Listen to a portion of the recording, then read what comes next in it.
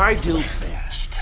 I took your little plan and I turned it on itself. There's just something about a good villain, and there's no villain more super than the Joker. The Joker is perhaps one of the most enigmatic and feared villains of all time in the DC universe. While his animosity with his arch-nemesis Batman is quite famous, his hate for society in general is what actually powers his cynical behavior. The typical nonchalance with which he commits the most deranged acts is proof of his hostile and homicidal behavior over the years, and, like a true psychopath, he really enjoys extracting his revenge from those he believes have wronged him. Let's just say that the Joker doesn't believe in setting any boundaries for committing violence. Even after knowing this fact, there have been instances where it seems that Joker has gone kinda too far, even by his own sadistic standards. Today, we're going to take you through 10 such acts committed by Joker that reveal the psychopathic and narcissistic nature of this villain's mentality. From cold-blooded grisly murders to blowing up a school just for fun, we have some of the most twisted acts ever performed by the Joker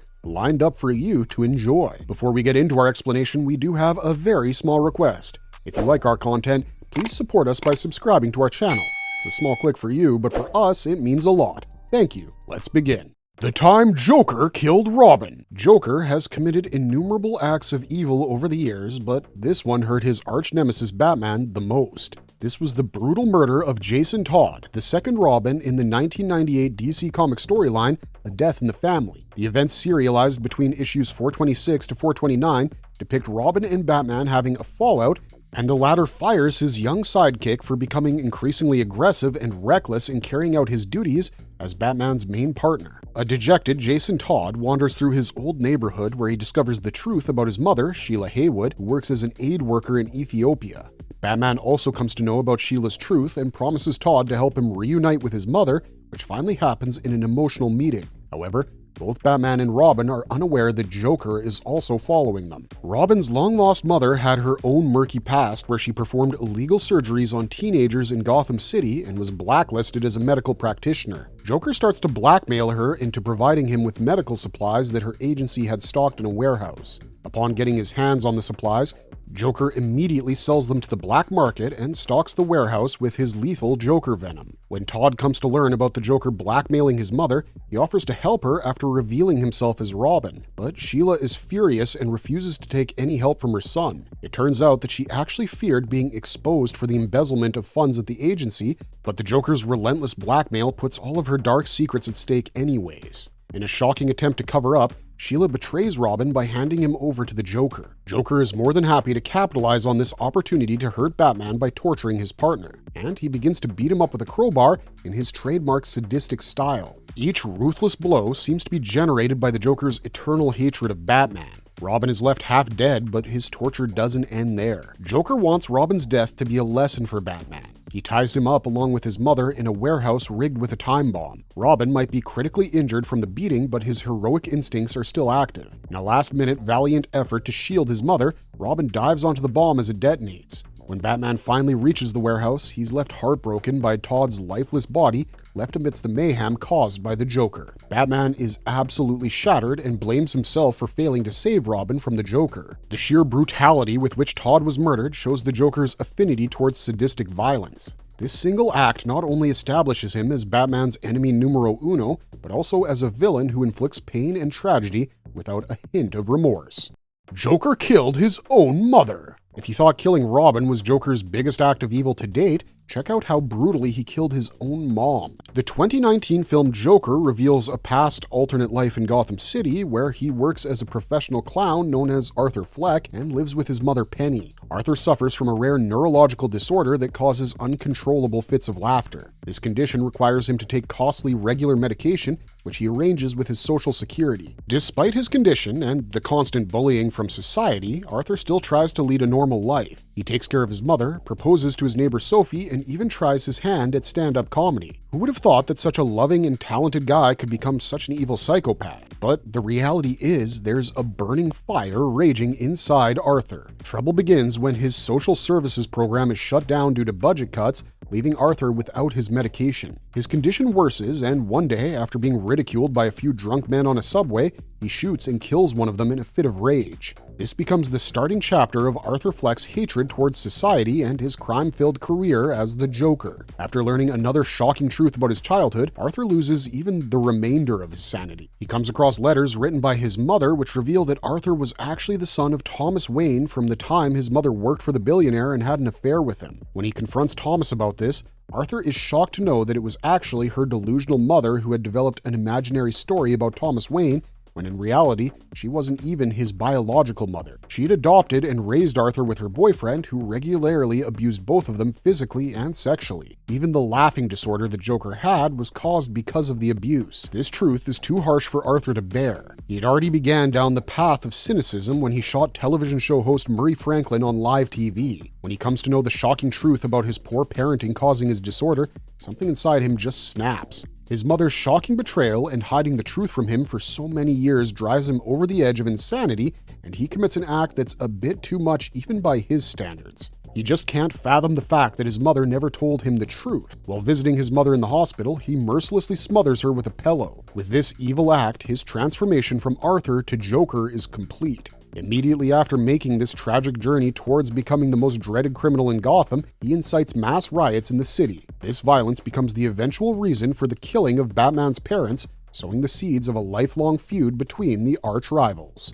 Torturing the Gordons. Alan Moore's one-shot graphic novel, The Killing Joke, from 1988, reveals an alternate origin story for Joker, which is equally tragic. It also depicts just how far he can go in extracting his revenge from a society that he explicitly hates. The Joker has escaped from Arkham Asylum and is headed towards the house of Gotham's Police Commissioner Gordon. He kidnaps Gordon and shoots his daughter Barbara, who's battling for her life in a hospital. But the Gordon family ordeal isn't over just yet. Before signing off from the Gordon residence, he strips an injured Barbara and films her in various naked positions. He then takes Gordon and imprisons him inside an old amusement park. This begins yet another episode of Joker's sadistic behavior, afflicting not only physical pain, but also psychological trauma on his victims. To further humiliate Gordon, Joker strips him naked and chains him to one of the rides in the park. The Gotham Police Commissioner is forced to watch giant naked pictures of his injured daughter that the Joker took after he shot her. He constantly ridicules Gordon, calling him a mere average man who's a naive weakling doomed to insanity. Joker really wants Gordon to succumb to the humiliation and lose his sanity,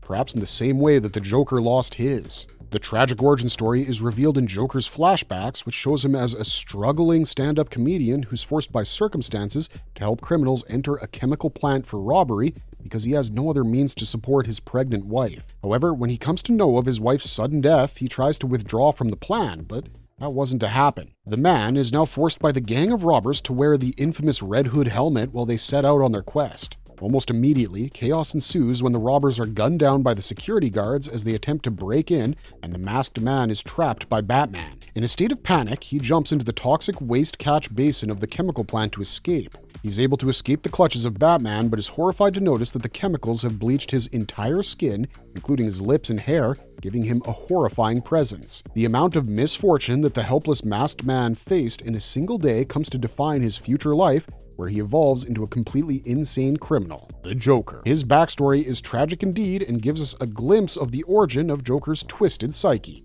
Killing of Sarah Gordon. After facing extreme humiliation at the hands of the Joker, the Gordon family was once again at the receiving end of his wrath when the Joker killed Sarah Essen, wife of Commissioner Jim Gordon. The events are detailed in the concluding chapter of the year-long No Man's Land saga in Detective Comics 741. Sarah had an affair with Lieutenant James Gordon while she was a sergeant on the Gotham City Police Force. However, their fling ended soon after Sarah realized that Gordon was married and had a family. Uncomfortable working in the same office as Gordon, Sarah takes a transfer to New York City before returning to Gotham again years later. Lieutenant Gordon was now Commissioner Gordon and a divorced man. Old feelings reignited and Sarah and James got married. Gordon resigns from his post in the police force and joins politics instead. In a change of guards, Sarah takes his place as the new police commissioner of Gotham as the city is recovering from a massive earthquake. But how can the Joker let Gotham gather back its hopes? Just when things seem to be returning to normal, the Clown Prince strikes by kidnapping a group of babies. As the police department and Batman scramble all over the city to find the infants, Sarah gets the intel the Joker is holding them up at Gotham Central and proceeds to save the babies from Joker's clutches all alone. Fortunately, this turns out to be a fatal mistake. She enters a room that's flooded by newborns and is horrified to see the Joker holding a baby with a gun in his hand. She takes him at gunpoint and asks him to surrender, but the Joker, he's in no mood to comply. Sarah is bewildered by the Joker's nonchalant behavior, where he mockingly threatens to drop the baby if she shoots. He hurriedly tosses the baby towards an unsuspecting Sarah, which forces her to drop her weapon and leap to catch the infant. As soon as her pistol drops, Joker doesn't waste another second and shoots her point blank in the head. Sarah lies in a pool of blood with the helpless kidnapped babies crawling on top of her body. When James Gordon comes to learn of his wife's death, he's heartbroken. In his rage, Gordon wants to shoot Joker and end it all at once. However, Batman intervenes and reminds him that justice will be served if they arrest the villain instead. But Joker, being himself, starts mocking and threatening Gordon's son, at which point he loses his cool and shoots Joker in the leg. Even in pain, the villain chuckles to himself, considering this as punishment for the time he left Gordon's daughter Barbara physically disabled. Sarah Gordon's death is one of the most tragic storylines in the DC universe. Even the Joker himself wasn't too amused with her death, considering it as a means to an end. Skinning Monty alive. What would Joker do to make a deadly impression? The answer is he can do absolutely anything. Just when you think you've seen the worst of Joker's deeds, he commits something even more sadistic than before. We witness one such instance in the 2008 graphic novel Joker, which is an interesting take on a darker and more realistic avatar of the Clown Prince, written by Brian Azzarello. Joker is being released from Arkham Asylum. He's received by one of his henchmen, Johnny Frost, who drives him to Killer Croc, where the trio go to a strip club named Grin and Barrett. The club was formerly owned by Joker and now by another of his henchmen named Monty, who made quite the name for himself during Joker's absence.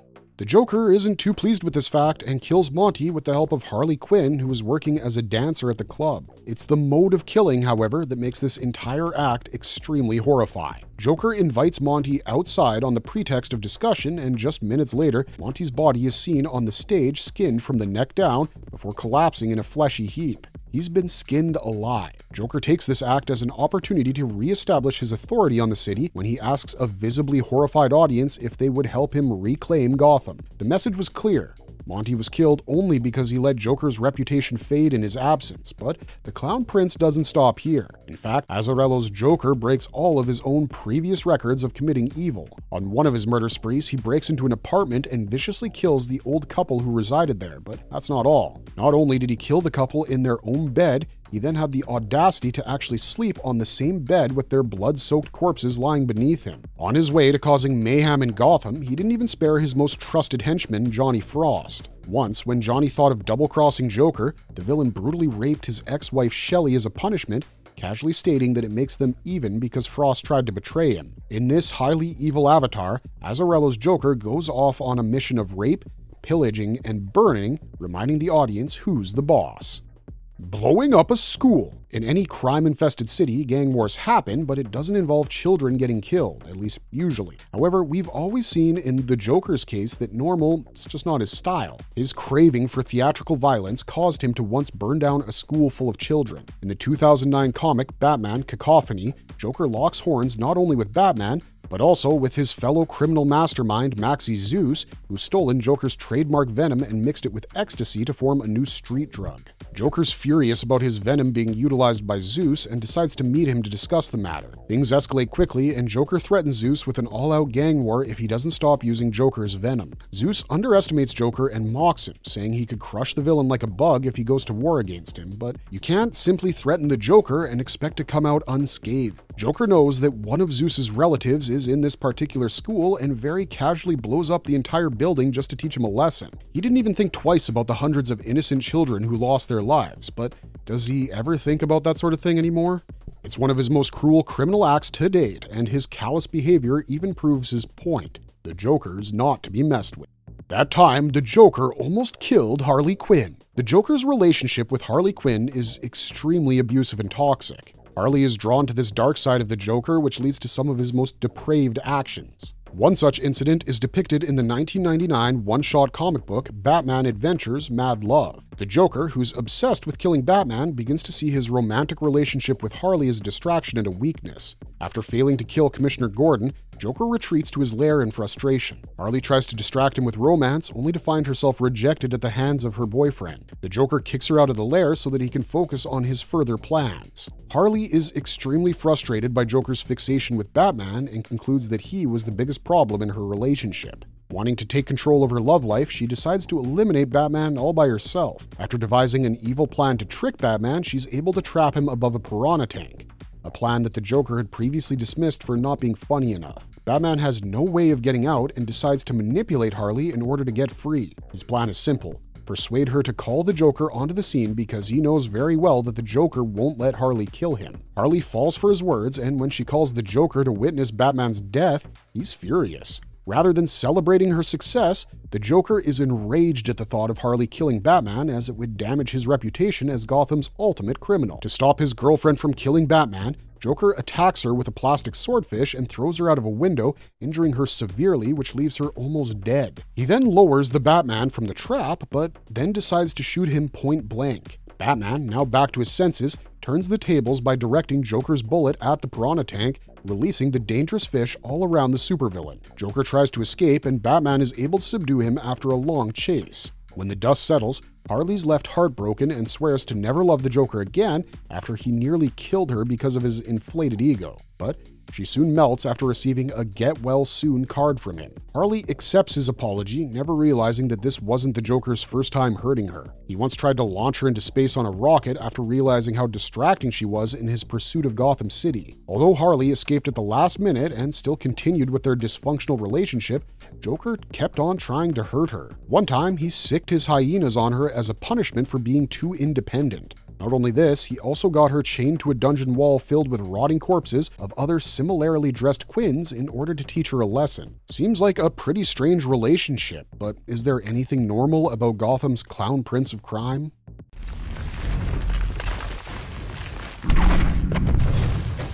Transforming Harvey Dent into Two-Face. Nolan's The Dark Knight explores the twisted psyche of the Joker, revealing just how far the villain can go in exploiting the weaknesses of others, even if it means creating another monster like himself. Harvey Dent, who works as a morally upright district attorney in Gotham, is firm on his stance of uprooting corruption from the city, but his life is about to change when the Joker kidnaps him and his fiancée, Rachel Dawes, puts them in separate locations, and rigs them both with bombs. This creates a major dilemma for the Batman, who has to race against time to save both. He rushes to first rescue Rachel, but gets misguided by the Joker, leading to her unfortunate death. Batman reaches Dent just in time, and Harvey is able to get out alive, but the gasoline from the oil barrels inside the warehouse covered half his face. Seconds later, after exiting the warehouse with the help of Batman, the oil-soaked half of his face catches fire from the exploding warehouse. Harvey is left writhing and screaming in pain as his face is horribly disfigured. The next time we see Dent, he's lying in a hospital, hurt both physically and emotional due to the loss of Rachel. This gives Joker the opportunity of a lifetime to transform an honest man into a dangerous criminal. He pays a visit to Dent and brainwashes him into believing his own twisted philosophy. The Joker explains the futility of expecting good in a morally compromised world,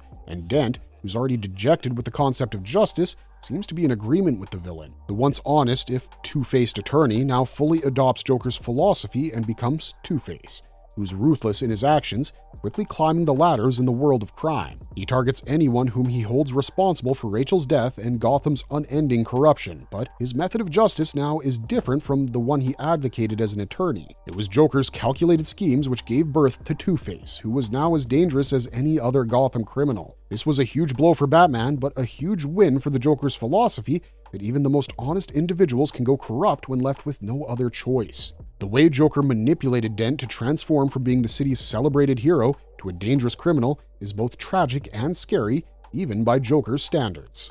Creating the Batman who laughs. What would a Batman infused with Joker's nihilistic personality look like? After relentlessly battling over whose philosophy is better over the years, it's time for Joker to finally transform Batman into himself. The Batman Who Laughs first appeared in Dark Days, the casting, and is an alternate version of the Batman from the Dark Multiverse. Joker goes on a killing spree, murdering all of Batman's enemies, including Catwoman, Penguin, Killer Croc, and the Ventriloquist. He doesn't just stop there, though, and murders one of Batman's most trusted friends, Commissioner Gordon. The clown had discovered that he was dying from the same chemicals that made him what he was, and wanted to take everyone down with him. In a classic Joker move, the villain creates a toxin which renders its victims insane and murderous monsters just like himself. He even infuses his heart with the venom so that it could transform anyone who kills him into becoming the same savage force of evil. When Batman finds and kills the Joker, he's forced to inhale the toxin. Worried about its negative effects, he spends the next several days finding an antidote, until one day, he just changes his mind. Under the powerful effect of the toxin, Bruce Wayne is transformed into a Batman/Joker hybrid, hence the name The Batman Who Laughs. He goes berserk and goes on to kill his former allies with his knowledge of their weaknesses. Batman's brain is rewired to think like Joker, which also starts to corrupt his internal core. The Batman Who Laughs doesn't care anymore about his usual code of conduct and starts using more cruel and lethal methods than he ever did on Prime Earth. His only fixation is winning at all costs, even if it comes with immoral methods. This new, dark version is made up of Batman's skills and strengths merged with the Joker's sadistic tendencies. He begins to lose his moral compass, becoming a lot like the Joker with a love of chaos and a complete lack of empathy. In fact, with murderous glee and a knack for making enemies, the Batman Who Laughs becomes far worse than the Joker ever was. This transformation of Batman is one of the most defining acts of evil that the Joker has ever committed in any universe. Transforming a hero of Batman's stature into a monster like himself is quite the feat. Ripping off his face. If you think that the Joker is only cruel and sadistic towards other people, you'd be wrong. The truth is that he's willing to go to any extent to prove his point, even if it involves ripping off his own face. Yeah, that's how cruel he can be. Joker hires a serial killer known as the Dollmaker to surgically remove his face in Arkham Asylum. Dollmaker sends his son instead, whom the Joker brutally kills because he's adamant to get this done only by the boy's father. Finally, the Dollmaker shows up and carefully carves out Joker's skin amidst celebratory cheers by his henchmen. While exiting the scene, he hangs the extracted skin on full display for Batman. He has a message to send for Batman and Gotham that his identity is not only bound to his face, but it's the raw fear that he commands. He can be the same Joker even without his iconic face. Behind the Joker's face is more Joker, he says, but he seemed to ditch this idea of going faceless in Death of the Family. In that story, Joker breaks into the GCPD building and reclaims his former face, preserved in a refrigerated chamber as evidence. At the scene, he creates absolute mayhem by murdering several policemen and snapping their necks with his bare hands. As soon as he's ready to try his new look, he uses everything from a strap to a pin in order to bind his old face to his head, creating a grimacing and macabre mask. Joker vows that he will remain in this mask till the time the Bat family is destroyed. However, his ambitious plan failed at a violent clash with them inside the Batcave. He falls into a watery grave, following which his ripped face is lost, only to be rediscovered in Gotham's sewer by Dula Dent. Dent finds out about the Dollmaker and gets Joker's former face surgically grafted onto her own, dubbing herself as Joker's daughter in the process. Joker resurfaces with a new face later on, roaming with an even wider grin as he leads his life as a criminal mastermind.